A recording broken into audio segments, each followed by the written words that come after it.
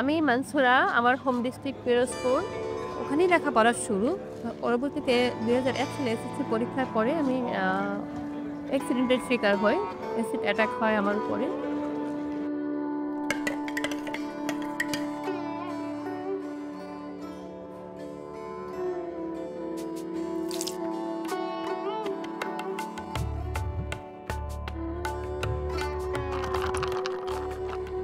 আমি গ্রাম চায় যোগ দিই গত ১ বছর হলো।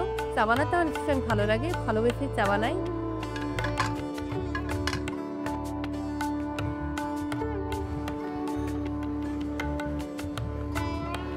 চা আমার কাছে মনে হচ্ছে শুধু পানীয় নয়, চা হচ্ছে দিনের শুরু। ১ কাপ চা এনে দিতে পারে মনের প্রশান্তি। যেখানে আসলে সমস্ত দুঃখ কষ্ট ভুলে যাই আমরা।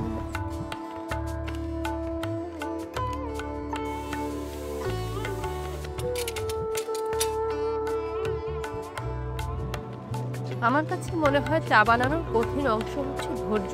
ধৈর্য সহকারে চা না বানালে চা ভালো হয় না।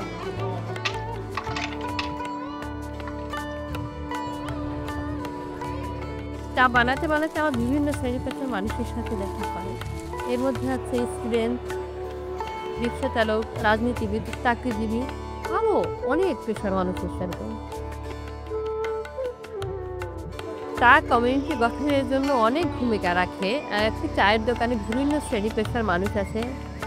বিভিন্ন ধরনের গল্প হয়, আড্ডা হয়, বন্ধুত্বের শুরু হয়। সবই হয় চায়ের দোকানের মাধ্যমে। ১ কাপ চা হাতে নিয়ে মানুষ অনেক সময় গল্প করে। ১ কাপ চা, কিছু গল্প, কিছু কথা, দিনের সূচনা এবং শেষ।